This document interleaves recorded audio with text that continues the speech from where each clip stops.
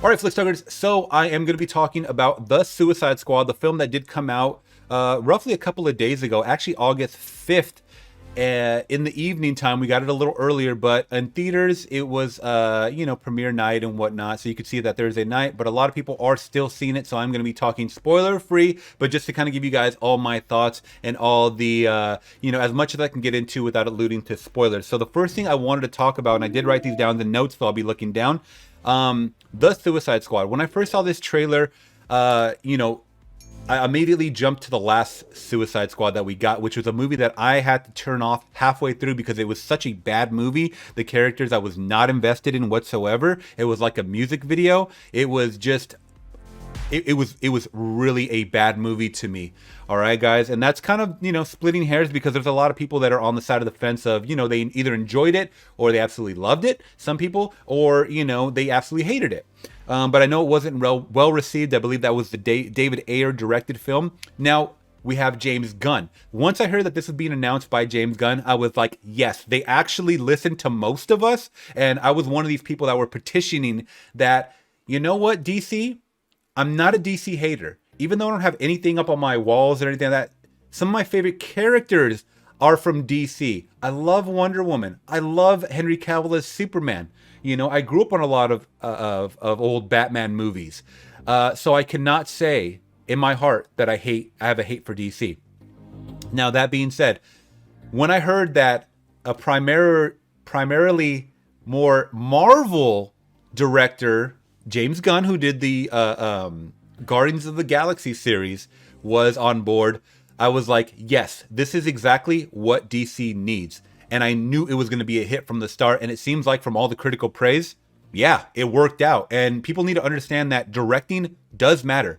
And not to only, toot the horn of James Gunn, but you also have Zack Snyder is attached as an executive producer, which I don't know if a lot of people knew that. I saw it in the opening credits and I was like, yes, they're getting the right people behind this. Also, too, when this was coming out, James Gunn invited everyone, DC or not, on the set, like writers and directors, on the set of the Suicide Squad to show them how it's done. And that's what I love. I don't know if any other director's done that, guys, but shouts out to him. This was a man that got canceled by Disney for tweets like of 10 years ago.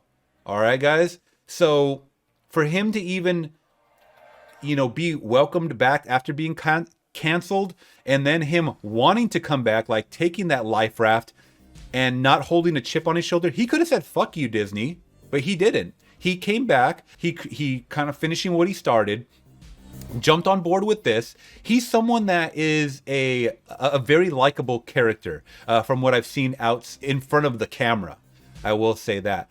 Now, he does have a lot of roots in Trauma media. Now, if you guys don't know about Trauma Entertainment, Traumaville, I will tell you guys about it once I get to kind of my loves for this movie. But Trauma has a lot of roots in this film. Whether you like it or not, I immediately thought Trauma. At first, they didn't know if this was going to happen.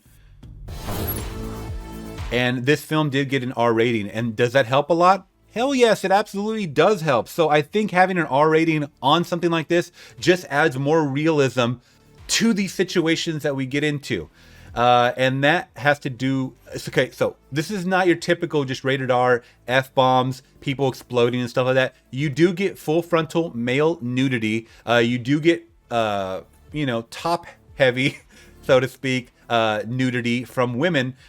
So if you guys are kind of squeamish, just know that this is probably the more realistic superheroes, anti-heroes that I personally like, someone in their 30s. So I think if you're, going to this with your parents, you might be pleasantly surprised if you're a young kid wanting to see this stuff. But as a parent, just know that this is an R rating, guys. They do say, some not offensive, but they do say some vulgar things in this movie, and I absolutely loved it. I hate the fact that Marvel can't do that with a lot of these franchises. Yeah, they did it with Logan, Deadpool, even though it's in the Marvel universe, but it's not like an actual MCU thing, canon or whatever. But You notice that those films do way better. Look at how much money the Joker raked in, guys. And that was a rated R film. It just shows you that rated R properties are what's needed when it comes to the grittier, edgier things. Now, these are anti-heroes. These are anti-heroes, meaning that they're not really... I mean, unless you think you're a hero, like I think Peacemaker was, and I'll go over the characters that I liked, most of these people are more mercenary than anything. And those aren't really revered as heroes. They're anti-heroes. They're paid to do the job, or they're forced to do this job. So that being said, I am super glad that they were actually able to get an R rating on this. And with James Gunn, that makes so much sense. And I wanted to say that Troma is a company that's still active today. And there's actually a nod in this movie, if you guys missed it, to Troma itself. During a nightclub scene, which I'll talk about in a second. But Troma is a low budget. I believe they're based out of New Jersey or New York, roughly. And they make very low budget B horror movies. And it's like splatter, gore. James Gunn is from that company. He's from that world. That's one of the tweets that got him canceled, guys. So I would love for you guys to do your research and just see, oh yeah, he's dabbled in explosives and stuff like that before. Granted, all these exploding bodies and heads, they're all CGI. So that was the one thing I really wish I would have seen more practical effects, especially coming from James Gunn. But that's okay. We got exploding everything, and that's really what I loved in this movie. So the intro. Let's talk about the intro of this film. So right away we're introduced to a bunch of our characters, and I'm not going to be talking any spoilers once again. You're thrown into this movie so damn quick, guys. I had such a fun time with the intro of this movie because we're introduced to all of our characters right away. Michael Rooker, Pete Davidson, some of the I didn't know their names offhand, but even some of the old Suicide Squad members from the first movie, from David Ayer's film. And then we're introduced to our second batch, but we're thrown into this mission so damn quick, it almost felt like the scene in Deadpool 2 with X-Force. So if you guys remember X-Force, that scene in the halfway mark or third act of Deadpool 2, you're thrown into all of these characters, guys, that I initially, when I saw this trailer, I was like, how are they going to do it? How are they going to focus on all these characters? This may be more characters than the Avengers. How are they going to do it? And then literally within the first 10 minutes, you're introduced, like that question is answered. It's like, oh, that's how they're going to do it to him. Okay.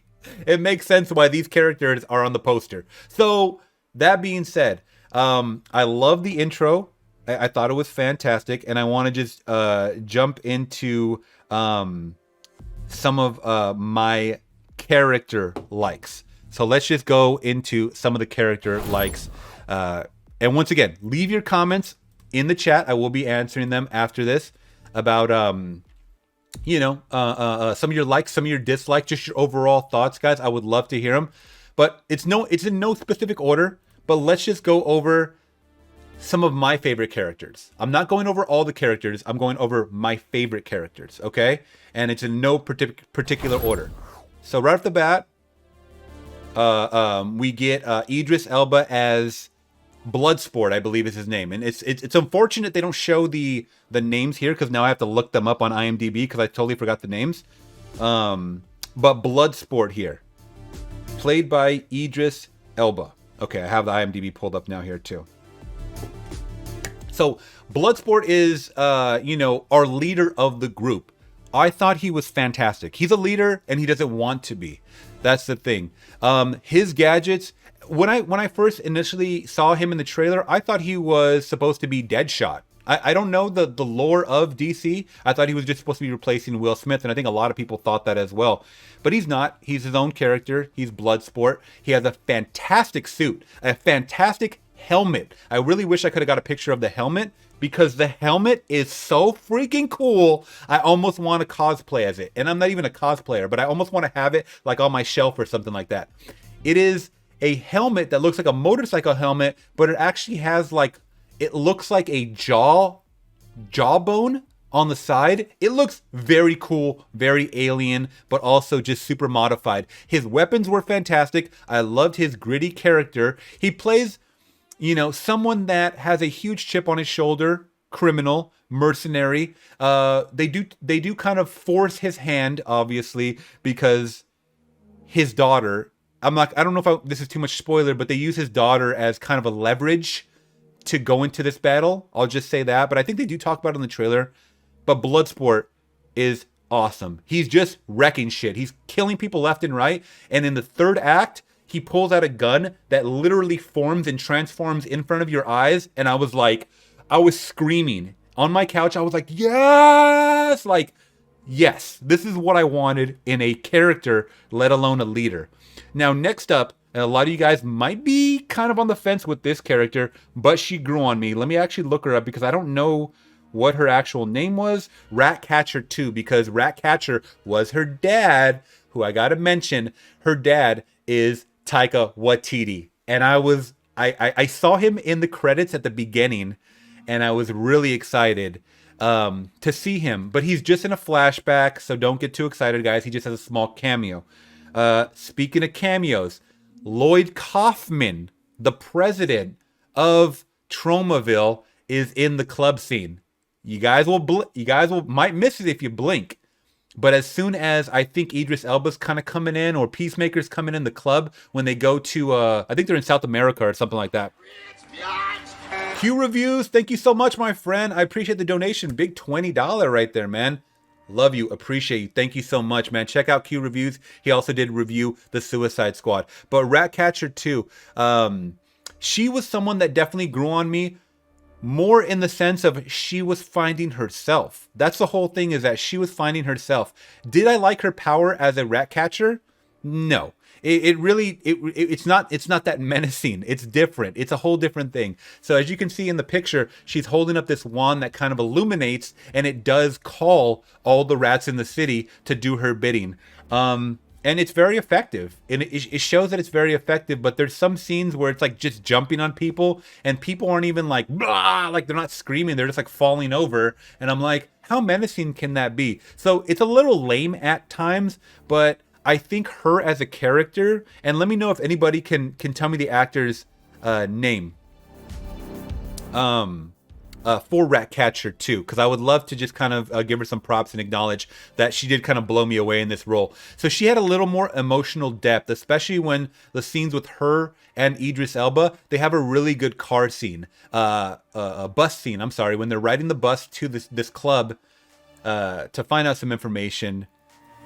They have a really good kind of heartfelt moment about, you know, her dad. And then he's also talking about his daughter and whatnot. And I thought it was a very sweet scene, because when this movie as a whole, 70-80% of this movie it's just all violence. It's just all violence and shoot 'em up, bang, bang explosions.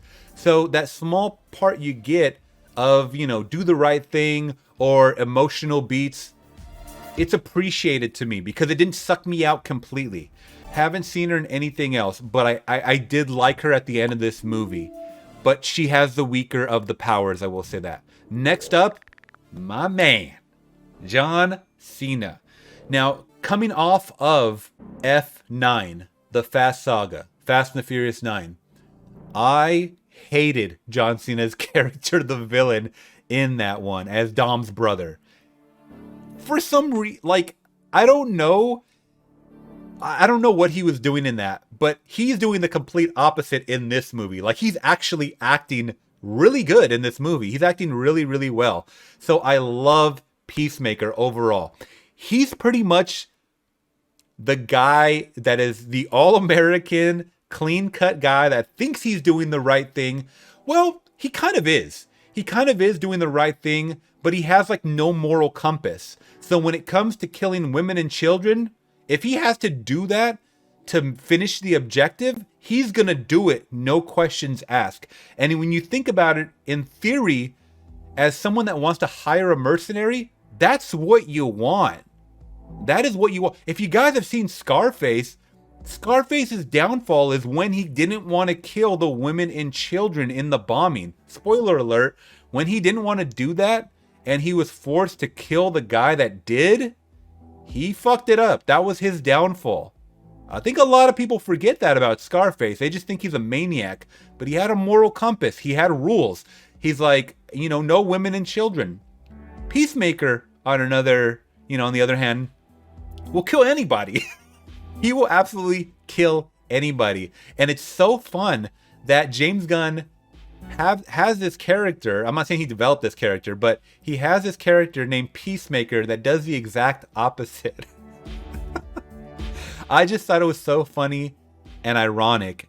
And that was another huge part of my like. They balanced the comedy so well with this action that it really hit. On all levels, the comedy really hit. And for me, comedy and action, it's hard to pull off, man. Yeah, you can get away with some ironic comedy, but even some of the jokes that they really try to implement in there, like of course they show in the trailer,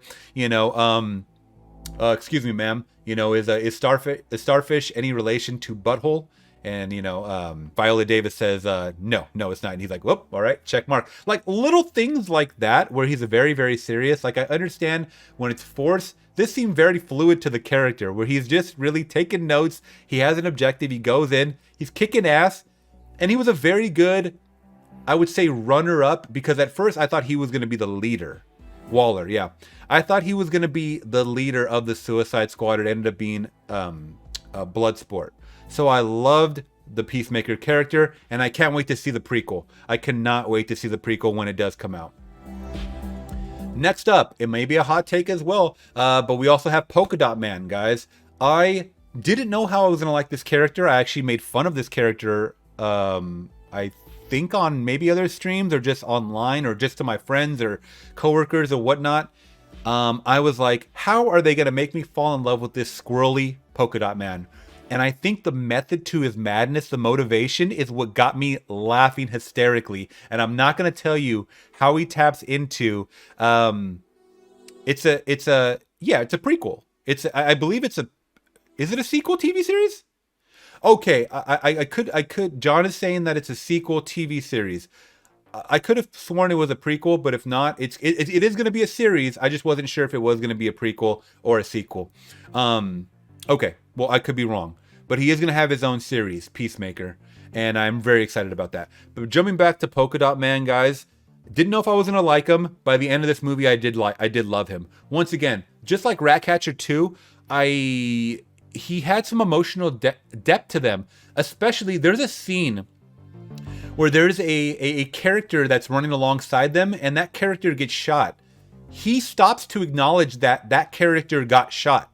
In movies like this where people get shot and they're just expendable characters, like they're nobodies, he did something different. James Gunn has something different in here. Or I don't know if James Gunn was the writer on this as well, but they wrote something different in there. When you acknowledge someone that's an expendable, like just a civilian that gets shot in the melee and he's like, whoa, like he was helping us out along, that really took me by surprise because you don't see that too often. And if you guys have seen the movie, you know exactly what I'm talking about. It's a scene with him, Idris Elba, and also Harley Quinn in there as well.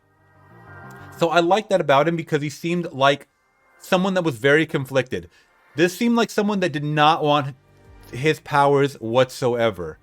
He seemed like he was dealing with something that was, he just had to deal with it. But he was going through a lot of pain and turmoil. And the explanation was very funny behind his madness. And the way he taps into his polka dot fire or whatever was awesome. And when we got to see his polka dot power on people, I jumped off of my couch and I screamed for joy. And once again, it led to the rated R rating. I was like, yes. John Lee is saying that Gunn did write the script. It was so good. Yes. So, you know what? He nailed this one, guys. Next character, Harley Quinn. And I think someone mentioned it before that this is the best Harley Quinn that we've got as far as the action scenes. My thoughts, 1000%. This is the best Harley Quinn that we have got. And there's so many nods to Birds of Prey. Not only the actual birds that are in the film. There's a lot of birds in the movie, guys. But the artistic style to her character with the flowers right there. There's an amazing scene, and you see it in the trailer. I love those 2D, almost 2D angles where you're running alongside our character. I can only say 2D because I remember that in video games. When you got the 2D video games, you're running alongside side-scrollers. I'm sorry, side-scroller games. There's a side-scroller shot in here where she's just killing ass left and right. She's Call of Duty sniping everyone, guys. And she's jumping off of walls. She's killing it. This is what the fuck I want to see from Harley Quinn. This is what I want to see from Harley Quinn. And the fact that James Gunn nailed it makes me love this character so much more. When I saw Harley Quinn in Birds of Prey, I was like, no. When I saw her in Suicide Squad, I was like, no. They fucked it up. They absolutely fucked it up. James Gunn and Margot could have said, fuck you guys. You guys ruined my character. James Gunn revitalized this character for me. So thank you, James Gunn. Thank you, Margot Robbie, for taking a chance. I don't have to explain Harley Quinn at all. You guys know who she is. The method to her madness. When she gets in a relationship in the movie, it's handled beautifully. It's handled almost in a comic book fashion, and it took me by surprise. I loved this Harley Quinn character. This is the best version of Harley Quinn that we've gotten so far. I'm going to say that. So thank you, James Gunn, for elaborating more on what you can do with this character in a rated R fashion. I loved it. Next up, another character that kind of grew on me was, what is his name in the movie? I kept trying to figure this out because they actually said his real name. Let's see, King Shark. Oh, I'm sorry. His name was Nanawe, I believe it was. So this character grew on me. Guys, let me say, yeah, Nanawe. That's what it was. He grew on me so much, and when we got to see him in the third act, once again, it's always the third act that, for this movie, that elaborates so much on you either loving or hating these characters. If you didn't like them in the beginning, just hold out to that third act. But if you still don't like them in the end, then you just don't like these characters. But I think you'll have a change of mind by the third act. And by the third act, this character in Ratcatcher 2, really, like, I loved them. I ended up loving him. So King Shark was fun. Is he trying to replace, like, a Groot character or, like, these silly, you know, half-hybrid human animal characters? No, I think he's doing his job. And you know, we get other, you know, we get Weasel in the movie as well, too. Weasel was gross to look at. I know it's played by James Gunn's brother, the mocap and whatnot. But King Shark did his damn job. You know what I also like seeing too? Is King Shark, when there's a scene in the third act, when they're running all together, King Shark is running alongside him. This guy is probably like a ton. He probably weighs a ton. And he's running just as fast as them. But it looks so fluid. That goes to my next like. The CGI on King Shark, because I was watching it in 4K on HBO Max, looks fucking flawless. I could not believe that I was watching a DC movie. Robert says he liked the Weasel. I didn't really care for him.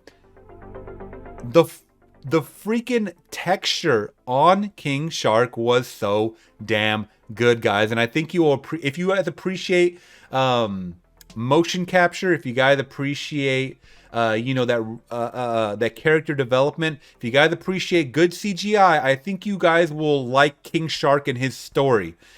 I'm not going to give too much away, but he is someone that is obviously an outcast, and by the third act, these little creatures kind of flying around him, he kind of finds solace and he kind of finds his place amongst the human beings, because there's a lot of places that you can't really go with King Shark. I mean, he's a king shark.